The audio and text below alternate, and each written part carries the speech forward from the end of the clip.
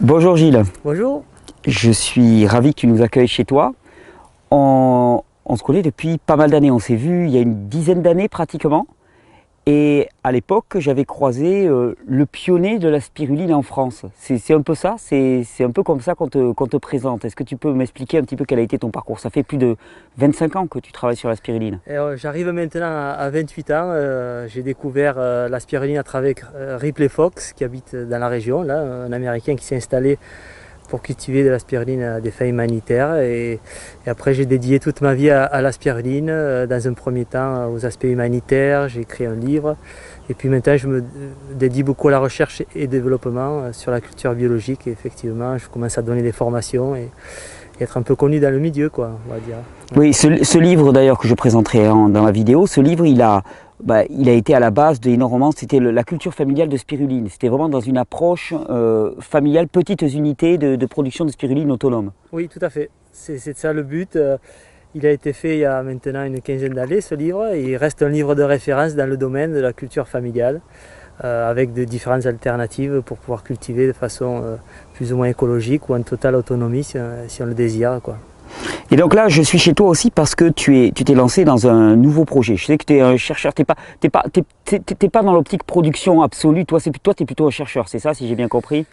Oui, toutes ces années, j'ai plus été et dans le service avec la spiruline, c'est-à-dire l'aide au développement. Oui. Et là, dernièrement, maintenant que je m'installe sur un terrain et que je vis en famille, donc je suis plus posé, on va dire, je travaille plus sur la recherche et le développement, en particulier sur la culture biologique de spiruline. Oui. Ouais, voilà. Donc là, si je viens te voir aussi, c'est pour que tu nous parles de ce projet. Hein, on va parler de la spiruline plus abondamment tout à l'heure, mais pour que tu nous parles de ce projet, parce que je le trouve très très intéressant. C'est un projet de production biologique, de recherche sur la production biologique dans des conditions proches des conditions naturelles. Oui.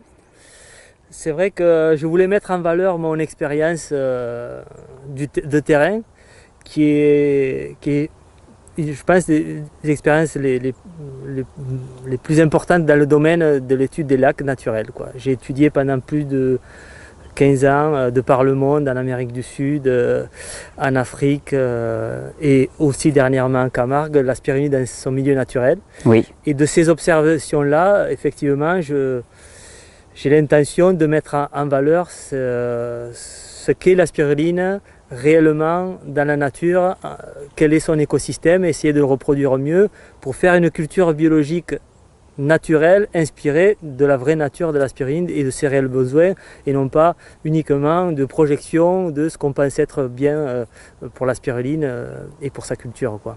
Voilà. Alors, on va commencer par le départ. Qu'est-ce que c'est que la spiruline?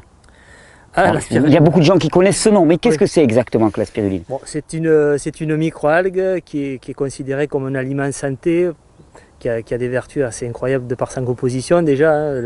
C'est l'aliment le plus riche en protéines, Oui. un des plus riches en fer, très riche en vitamine B12. Donc c'est un aliment idéal pour les végétariens, mais aussi pour toute personne qui s'occupe de sa santé, hein, globalement, quoi. Oui, voilà. Qu'est-ce que ça apporte la spiruline? Tu vois, le gars qui fait son jardin, qu'est-ce qu'elle apporte en plus, la spiruline? Par rapport à quelqu'un qui a une consommation... Qui consomme pas mal de fruits, de légumes, qui a une alimentation Oui. globalement, qu'est-ce que ça apporte? Qu'est-ce que ça a comme intérêt? Alors moi, je me plais à aller aux origines. Mmh. La spiruline, c'est un des êtres vivants les plus anciens de la planète. C'est-à-dire que c'est un organisme unicellulaire? Pluricellulaire, mais de type bactérien, donc les premiers êtres vivants de la planète, et qui ont créé la vie sur Terre. Donc en fait, on est descendant de ce type d'organisme. Voilà, si on croit à la théorie de l'évolution, quoi. Et donc la spiruline, entre autres, c'est elle avec les cyanobactéries qui ont créé la couche d'ozone, l'atmosphère, enfin vraiment, elles sont vraiment à l'origine de la vie. Et du coup, bon, ces êtres-là, ils n'ont pas été cultivés jusqu'à à peine il y a une cinquantaine d'années. Donc ils ont gardé pendant plus de 3 milliards d'années une vie et une transformation génétique qui est propre et elles ont traversé, il faut imaginer, tous les changements climatiques depuis 3 milliards d'années, quoi. Sachant qu'elles sont restées 1 milliard d'années toutes seules, ces cyanobactéries à transformer les gaz toxiques en oxygène et en atmosphère respirable pour aujourd'hui. Et en tous les cas, ces cyanobactéries, elles ont gardé des qualités qui sont vraiment différentes de ce qu'on mange là aujourd'hui. Moi je compare tout le temps et je dis aux gens, si on mangeait uniquement des plantes sauvages qui n'ont jamais été transformées par l'homme, on n'aurait pas besoin de spiruline. Oui, là on a accès à un produit qui est originel, en fait, d'une certaine manière. Voilà. Nous, nos défenses immunitaires ont baissé, on voit les maladies que ça engendre aujourd'hui. Pourquoi? Parce qu'on mange des aliments qui sont eux-mêmes dégénérés. Et même, pour moi, si on mange bio de son jardin, on va toujours prendre une semence qui a été transformée. Oui, qui a été sélectionnée. Sélectionnée, que ce soit le maïs, le blé, les pommes de terre, tout a été transformé par l'homme. À la différence d'une plante sauvage. Et c'est-à-dire que petit à petit, on le voit aujourd'hui, une tomate, si elle n'est pas traitée, elle a besoin de l'homme. Alors qu'une plante sauvage, elle a dans son essence toute la vitalité qui lui permet de vivre, de résister aux maladies, tout ça. Et donc on a mangé de plus en plus d'aliments transformés par l'homme, voilà, comme la pomme de terre par exemple, multiples fois sélectionnés. Et donc des aliments qui quelque part ont perdu eux-mêmes leur défense immunitaire. Oui, qui ont perdu une partie de leur capacité à nous nourrir réellement. Voilà. Et donc quand on consomme la spiruline ou des algues en général, qui sont des êtres primitifs, qui n'ont jamais été vraiment cultivés, donc transformés par l'homme, c'est comme si on va retrouver en nous, dans notre histoire, puisqu'on est lié à ce type d'organisme, des gènes qui sont chez nous endormis, parce qu'on n'a plus besoin, on ne dort plus d'or, nos défenses immunitaires, elles sont aujourd'hui réduites parce qu'on vit dans le confort. Et qu'on a une alimentation très cadrée, quoi. Oui. On ne mange pas de tout dans la nature suivant la saison. Et donc, du coup, ça permet à réactiver des gènes qui sont endormis parce qu'on les reconnaît chez ces organismes qui sont primitifs. Au-delà de la composition nutritionnelle de la spiruline qui est toujours présentée, mais ça m'intéresse beaucoup ton approche comme ça. Et d'ailleurs, ça explique pourquoi la spiruline, moi j'ai déjà entendu parler beaucoup de spiruline par exemple pour les personnes qui sont en immunodépression. Les personnes qui ont le VIH, donc le séropositif, on va dire, immunodépression, dans des cas de cancer aussi, tu m'en parlais, tu m'en touchais quelques mots, tu me disais que tu avais des échos, voilà, c'est des produits qui jouent un rôle dans la relance du système immunitaire souvent. Tout à fait, il y a de plus en plus de personnes qui l'utilisent en prévention déjà parce qu'il y a beaucoup de bêta-carotène, quand on a un terrain qui pourrait être propice à un cancer, à un moment donné aussi avec la chimiothérapie comme ils le font en Chine, pour réduire les effets secondaires de la chimiothérapie. Mais moi j'ai une anecdote à partager, une anecdote enfin, si on peut dire par rapport à ça. J'ai eu la chance de rencontrer à l'époque où j'étais proche de Ripley Fox aussi, un docteur qui travaillait pour la recherche sur le cancer et qui était spécialisé dans le cancer de la gorge. Et un jour il y a une personne qui vient me voir, qui me dit « Ah, j'ai entendu dire que la spiruline c'était bon pour le cancer. » Moi, est-ce que vous pouvez m'en vendre? Moi je lui dis, voilà, moi je ne veux pas m'engager, surtout par rapport à de tels propos, je ne suis pas docteur, voilà. Juste, je connais un chercheur, c'est l'occasion, je vais l'appeler. Et donc j'ai appelé ce chercheur, monsieur Goubert, je lui dis voilà, j'ai cette personne qui a un cancer à la gorge, je sais que vous travaillez sur le sujet avec la spiruline depuis des années, est-ce que vous pouvez m'envoyer des documentations? Qu'est-ce que je peux lui dire à ce sujet? Alors il a commencé à me répondre au téléphone. Je peux vous dire clairement qu'on a eu des effets vraiment bénéfiques avec la spiruline sur le cancer de la gorge et que vraiment j'invite sa personne à le prendre. Alors, je lui dis mais donnez-moi des documents pour étayer tout ça. Voilà, pour étayer, pour transmettre à d'autres personnes. Il m'a dit je ne peux absolument rien sortir des armoires et je vous ai expliqué pourquoi. Il m'a dit voilà, pendant des années on a travaillé sur la spiruline, sur le cancer de la gorge et il s'est avéré que c'était efficace. Du coup, on est allé voir quelles étaient les molécules actives. Quelques années de plus de recherche avec les souris, puis les êtres humains. C'est précisant, les études. On a fait les extraits des molécules actives dans le but de les breveter et retrouver nos sous des recherches, évidemment. Et il s'est avéré qu'ils ont refait des essais sur les souris et les êtres humains et que les molécules actives étaient beaucoup moins efficace et que ça revenait trop cher. Que la synergie dans la plante. Que la spiruline elle-même. Bon, et comme la spiruline n'est pas brevetable, ils ont mis de côté le projet. Non mais c'est vrai qu'on en avait beaucoup parlé. Donc la spiruline, donc à la fois composition nutritionnelle qui est connue, très chargée en protéines, très chargée en chlorophylle. Il y a de la chlorophylle dans la je ne me trompe pas énormément, la couleur verte, le pigment vert qui colore les doigts, d'ailleurs on s'en met partout. Très chargée en acides aminés, en minéraux, en fer.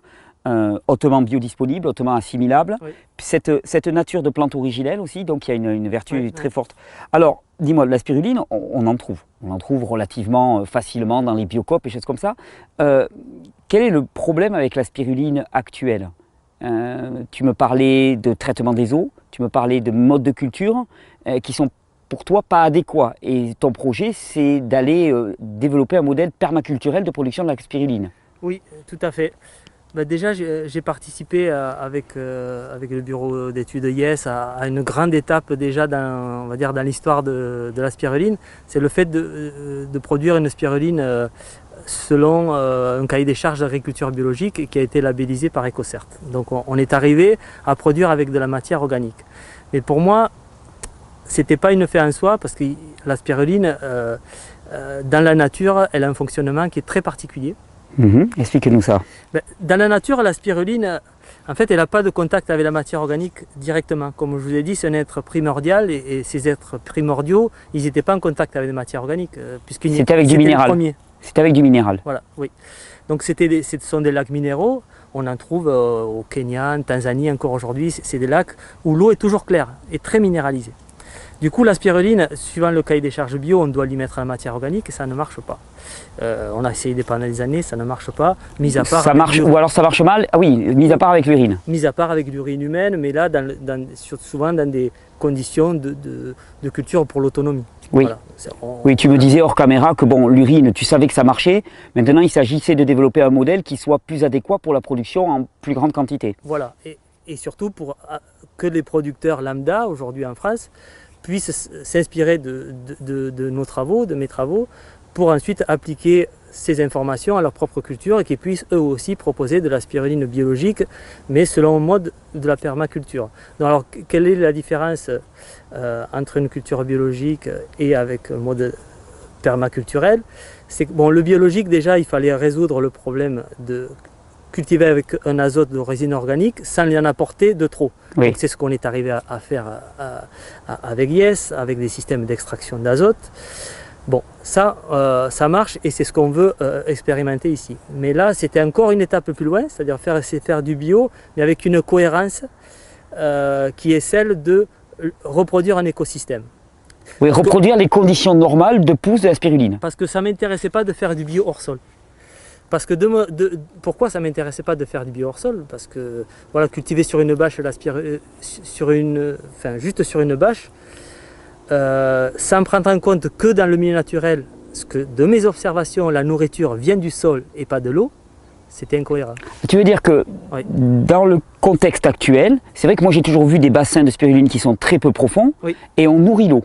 Ouais, on nourrit l'eau et la spiruline se nourrit dans l'eau. Alors que dans le contexte naturel, si je comprends bien, oui, il y a une plus grande profondeur déjà. Oui, c'est jamais très profond, mais il peut y avoir 1 mètre jusqu'à 2-3 mètres. Bon, il y a des lacs très profonds aussi, mais voilà, autour d'1 mètre, on va dire. Et la spiruline se nourrit du sol? Oui, c'est ce que j'ai observé dans pratiquement tous les lacs.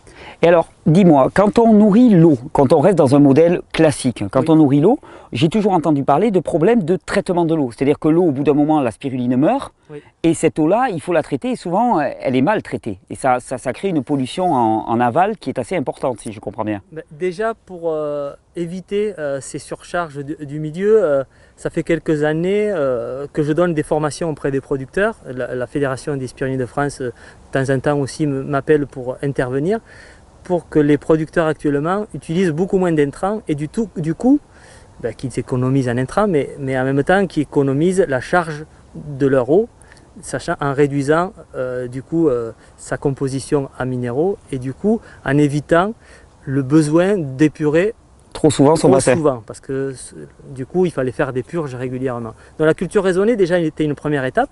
Je continue à faire des formations dans le domaine, mais là ce que moi je veux mettre au point là, ce que je vais mettre au point, c'est un bassin reproduisant l'écosystème naturel dans lequel l'auto-épuration se fait. Oui, parce que les lacs, on ne les vidange pas de temps en temps. Non. Les lacs, ils restent tels quels et la spiruline est dans un cycle. Le problème, c'est qu'on déplace quelque chose dans un contexte naturel et là, on se retrouve confronté à des problèmes liés à l'artificialisation. Exactement. Et là, toi, tu as envie de reproduire le contexte naturel pour s'embêter beaucoup moins. Voilà, parce qu'en fait, la nature est complexe si on reproduit cette complexité, on peut arriver à des choses qui sont simples parce qu'équilibrées. Ouais, voilà, d'accord. Donc c'est tout le but du projet. C'est tout le but du projet, reproduire cet écosystème et cette complexité en faisant des bassins profonds, avec l'intention de faire un système. C'est pour ça que ce n'est pas de la permaculture totalement intègre dans un premier temps, puisque c'est une transition. Pour moi, la culture qui serait intégrale, ça serait faire directement dans un bassin, creuser de la terre. Oui, avoir une marge chez soi qui soit auto-équilibrée et puis voilà. Là, on n'y est pas encore. J'espère qu'on va y venir. Mais là, cette époque de transition, on part d'une réalité des producteurs aujourd'hui qui cultivent sur des bâches plastiques et pouvoir ces bassins profonds, les coupler à des cultures conventionnelles. C'est ça un peu l'idée. C'est pour ça que mon projet, il est en permaculture, mais de transition. Voilà. D'accord. Dans le but de permettre à des producteurs qui ont une nécessité de produire un certain volume pour arriver à se dégager un salaire, puissent adopter des techniques de culture qui soient beaucoup plus pérennes en matière de recyclage de l'eau, de travail avec les engrais organiques. Et donc, comment tu fais? Tu prends des engrais organiques, donc de l'azote organique d'origine biologique, et ensuite, comment c'est utilisé?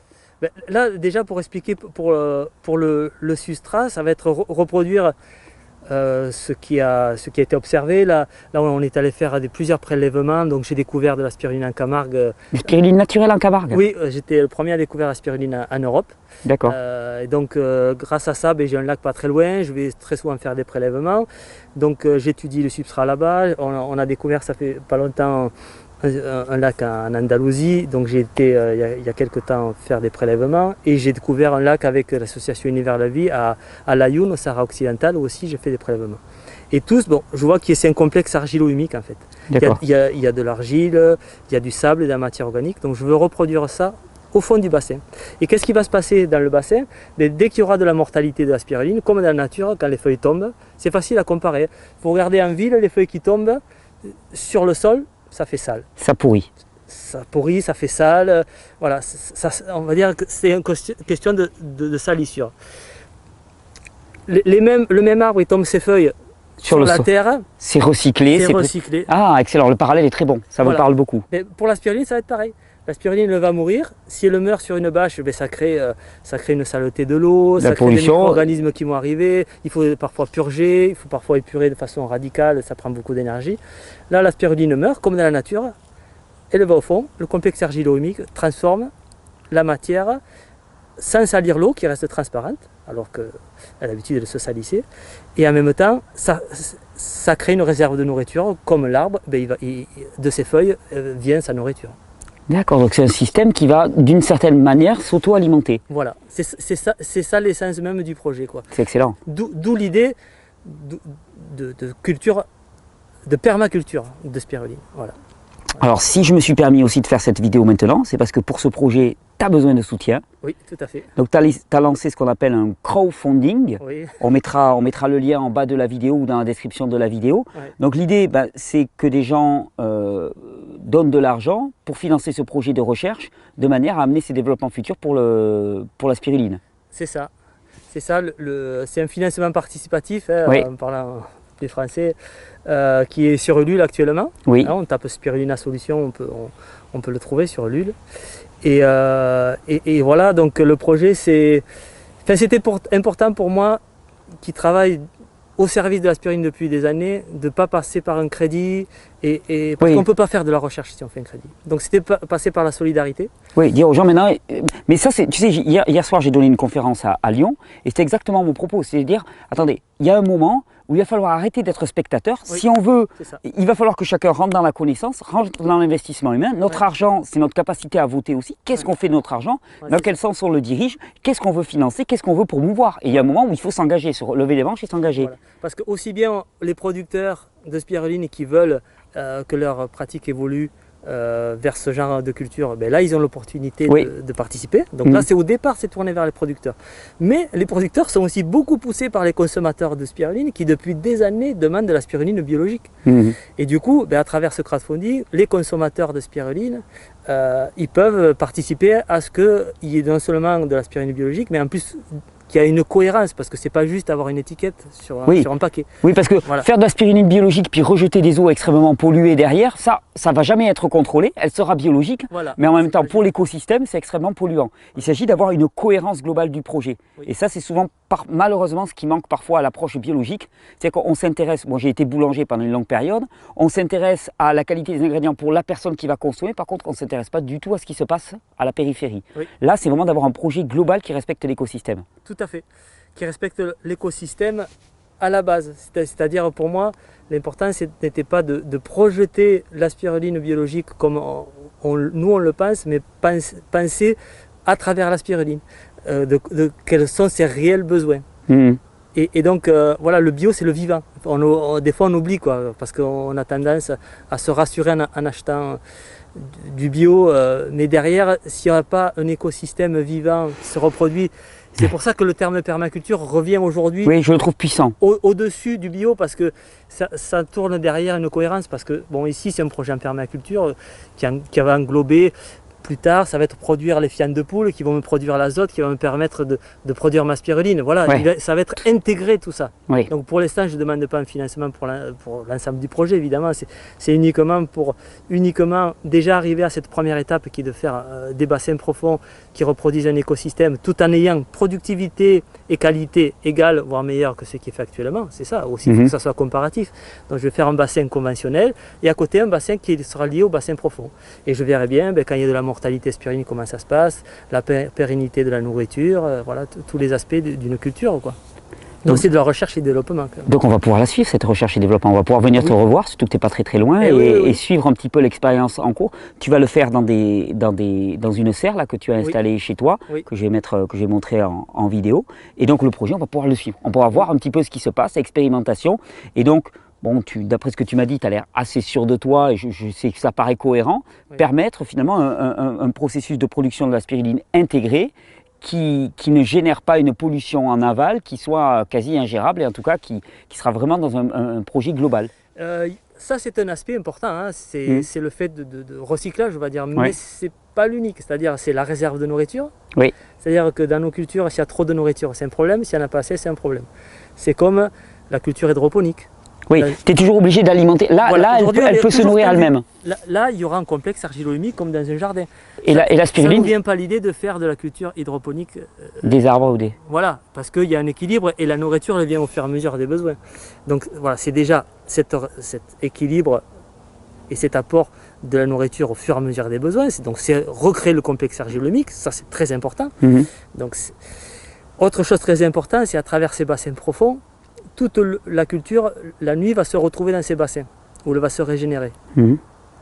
Et de ce fait, ça va garder beaucoup mieux la température la nuit, donc permettre de cultiver dans les zones de montagne, ou dans les endroits où la température baisse beaucoup plus. Ça va permettre une inertie très importante de ces bassins profonds. Oui, lié à la quantité d'eau qui est réunie. Voilà, parce que je vais avoir un bassin de 1,50 m de profondeur. C'est vrai que sur une épaisseur de 10 cm, ton eau elle refroidit tout de suite. Et donc, parce que moi j'ai toujours entendu parler de la culture de spiruline comme quelque chose quand même de relativement contraignant. Ça demande du temps, ça demande du suivi. Mais on me disait si tu veux faire de la spiruline, il faut être toujours là pour la surveiller en permanence, pour la nourrir en permanence, pour assurer la température. Moi, je comparerais à une butte de permaculture et à une culture hydroponique où on doit être toujours en train de régler les paramètres. Voilà. Aujourd'hui, je pense qu'on est un peu entre les deux, on va dire. Mais là, grâce à ce projet, il va y avoir une pérennité. On va être dans des conditions où on va produire, mais sans être dans l'intensivité de la production. Donc ça sera beaucoup plus facile à gérer, beaucoup moins besoin de suivi parce qu'il y aura un équilibre. Là, on est toujours en flux tendu parce que l'équilibre n'a pas été reproduit. Voilà, c'est évident que pour moi qu'avec un bon ombrage et la recréation de cet écosystème, ça va être beaucoup plus facile. Parce que dans la nature, tout est déjà équilibré. Dans la nature, tous les jours, il meurt des centaines de kilos de spiruline et l'eau est toujours transparente et il n'y a jamais de mauvaise odeur. Vous voyez, parce que dès qu'il y a la mortalité, c'est absorbé dans le sol. C'est recyclé et ça vient nourrir la prochaine spiruline. Et au fur et à mesure, quand il y a des besoins, le pH monte, l'azote est transmis. Au fur et à mesure, l'intelligence de la nature est tellement grande que bon, moi je me suis dit il faut partir de là. Voilà, en fait c'est ça. Partons de là et à la limite l'étiquette du bio elle devient secondaire puisqu'on est vraiment dans la lignée de la cohérence de la permaculture. C'est un formidable projet, Gilles. Je suis content voilà, je suis content qu'on se soit retrouvés. Je suis content de porter ça et puis vraiment d'encourager tout le monde à soutenir ce projet. Parce que là, et on va le suivre. On va venir régulièrement pour le suivre, ce projet, pour voir un petit peu comment il se passe et en espérant de tout cœur que, bon, te connaissant, je ne pense pas qu'il va y avoir de surprise, mais que ça puisse donner un modèle pérenne de production de la spiruline, beaucoup plus cohérent, beaucoup plus inspiré des modèles naturels, beaucoup plus efficace et qui nous permette d'avoir une spiruline de très haute qualité en englobant toute la dimension du système. C'est un super projet. Tout à fait. Je te remercie, Gilles. Merci. Ok, Gilles, donc là on est dans ton laboratoire un petit peu. Tu peux oui, c'est ça. Ce que tu y fais. J'y développe des souches de spiruline que je propose ensuite aux producteurs ou aux petits cultivateurs familiaux qui veulent avoir une souche dont ils connaissent la traçabilité, qui est propre, voilà, qui est passée par un labo isolé. Et du coup, j'ai des spirulines de Paracas, de Lonard, voilà. De Camargue aussi. De Camargue aussi, que j'ai découvert il y a quelques années, oui. D'accord, mais tiens, viens, on va aller voir. Venez voir. Voilà, les souches, ça c'est celle de Camargue là. Ça c'est celle de Lonard. Voilà, c'est une espèce d'Espagne aussi là, en Andalousie qu'on est en train d'étudier, qui est en train d'être isolée au laboratoire. Et ça c'est des souches qui une souche de Lonard et certaines qui sont prêtes à être repiquées là. Voilà. Donc là, tu garantis des souches qui sont d'origine naturelle, qui ont été purifiées, donc tu connais exactement la traçabilité. Voilà, c'est ça. Je les prélève directement dans la nature, j'envoie un laboratoire qui la sélectionne pour pas qu'on ait trop d'espèces d'algues avec. Et puis après, je repars de quelques filaments et que je multiplie. Donc voilà, c'est ce qui est ensuite proposé aux producteurs, des spirulines qui sont propres. Autre activité que je fais ici, et j'utilise beaucoup cette armoire pour ça, j'ai déjà fait des études de cultiver de la spiruline biologique à base de farine de plume. Donc je fais des essais comme ça parce que ça m'avait été commandé par la profession là, des spirulines de France. Donc j'avais fait cette étude dans cette armoire et là je fais une autre étude, c'est de cultiver la spiruline avec des extraits d'azote provenant de biodigesteurs. Donc je fais ça avec le bureau d'études YES. Alors, donc comparer. Biodigesteur, c'est quoi exactement? Tu pourrais préciser? Biodigesteur, c'est ce qu'on appelle le méthaniseur. Donc ça utilise les composts végétaux? Voilà, ça le met dans des récipients anaérobies. Et ensuite il y a une fermentation qui transforme la matière organique, qui la minéralise. Et ensuite nous on extrait l'azote minéralisé et ensuite voilà, on la cultive. Donc c'est avec ce système que Yes est arrivé à produire sa spiruline en Écocert il y a déjà 2 ans. Donc moi j'ai participé à ce que ça se fasse. Voilà. Ok. Et là il y avait le microscope aussi, on va y aller pour voir un petit peu la spiruline. Alors attends, je vais changer de... Je vais bouger un peu parce qu'elle a bougé entre temps. Ça c'est la spiruline de Camargue.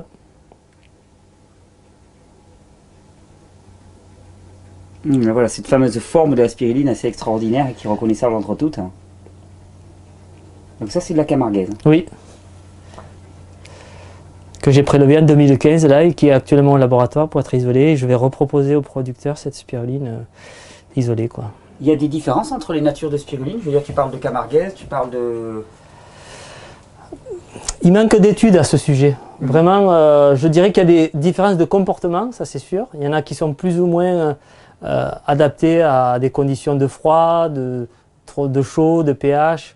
Mais après, sur la composition, on n'a pas assez de recul. Voilà. Je ne peux pas dire qu'il y en a une qui soit mieux qu'une autre. Les personnes qui vont cultiver la spiruline de Camargue, c'est surtout parce qu'ils ont envie d'une souche locale. Voilà, et c'est compréhensible. C'est une belle motivation. Merci Gilles.